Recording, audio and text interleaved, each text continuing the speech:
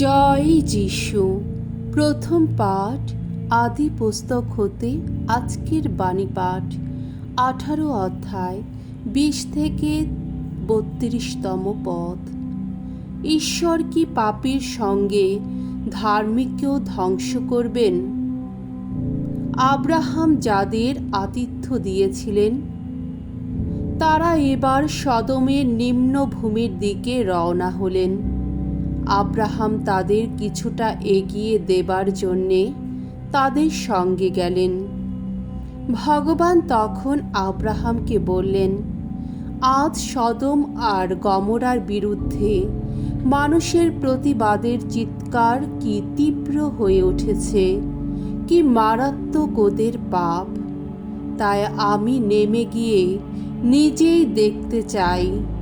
ওই যে প্রতিবাদের চিৎকার আমার কানে এসেছে, ওরা কি সত্যি অমন সব অন্যায় কাজ করেছে?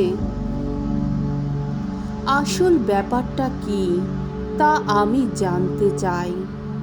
সেই সময়ে তার সেই দুজন সঙ্গী সেখান থেকে আবার পা বাড়িয়ে সদমের দিকে এগিয়ে চললেন। আব্রাহাম কিন্তু তখন সেখানে ভগবানের সামনে দাঁড়িয়ে রইলেন। তিনি এবার এগিয়ে এসে বললেন, আপনি কি তাহলে সত্যি দুর্জনের সঙ্গে ধার্মিককেও বিলুপ্ত করবেন? নগরের মধ্যে হয়তো 50 ধার্মিক লোক আছে। আপনি কি তবুও সত্যি জায়গাটা বিলুপ্ত করে দেবেন? ওখানকার ওই 50 জন ধার্মিকের কথা ভেবে আপনি কি বরং জায়গাটাকে রেহাই দেবেন না? না, আপনি যে অমন কাজ করবেন কখনো যেন তা না হয়। আপনি যে দুর্জনের সঙ্গে ধার্মিকেরও মৃত্যু ঘটাবেন আর তার ফলে ধার্মিকের পরিণাম যে দুর্জনেরই মতো হবে, না না, অমনটি যেন কখনো না হয়। বিশ্ব জগতের বিচারকর্তা যিনি, তিনি কি ন্যায্য কাজই করবেন না?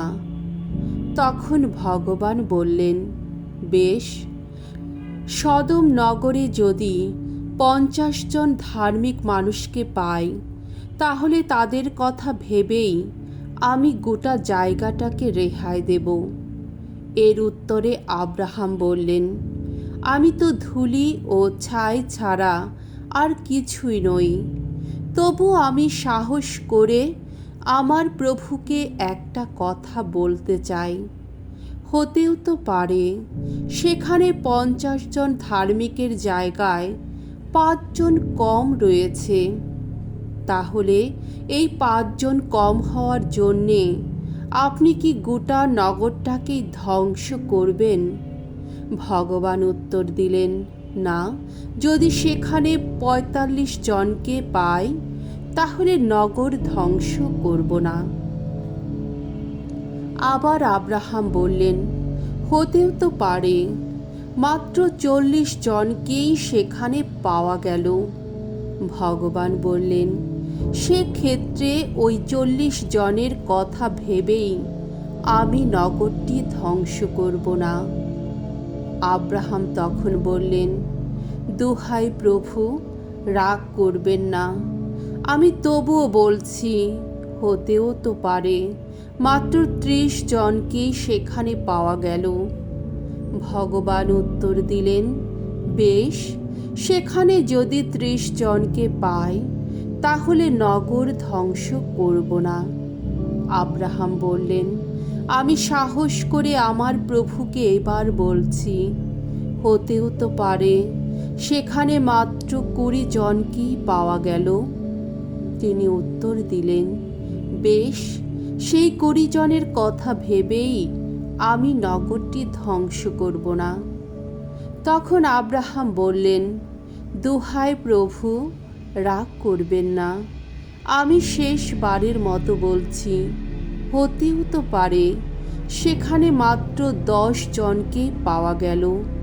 তিনি উত্তর দিলেন, বেশ, সেই 10 জনের কথা ভেবেই আমি নগরটি ধ্বংস করব না।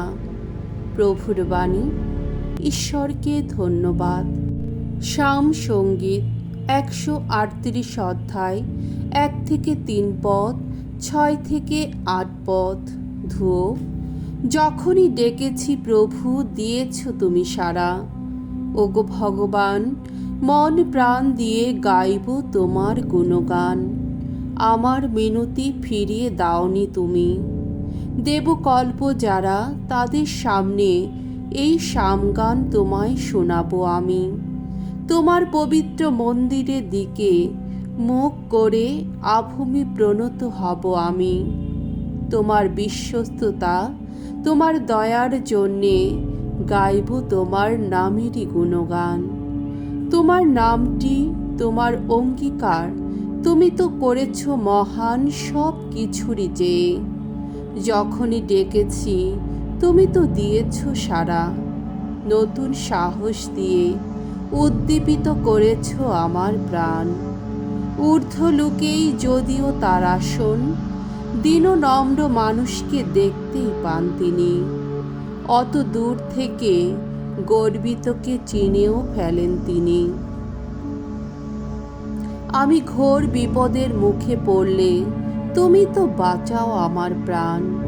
হাত বাড়িয়ে আমার ক্রুদ্ধ শত্রুকে বাধাই দাও তুমি। জানি আমার জন্যে যা কিছু করার বাকি আছে, তুমি তা সবই করবে। ওগো ভগবান, তোমার দয়া সে তো চিরকালেরই দয়া। নিজের হাতে গড়েছ যাকে, তাকে ত্যাগ করো না তুমি।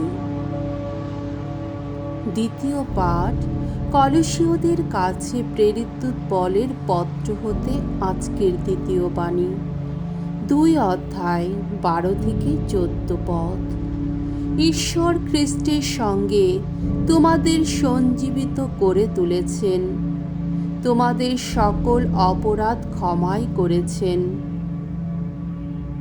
প্রিয়জনেরা, দীক্ষা স্নানে তোমরা খ্রিস্টের সঙ্গে সমাহিত হয়েছিলে। আবার দীক্ষা স্নানেই তোমরা তার সঙ্গে পুনরুত্থিত হয়েছ।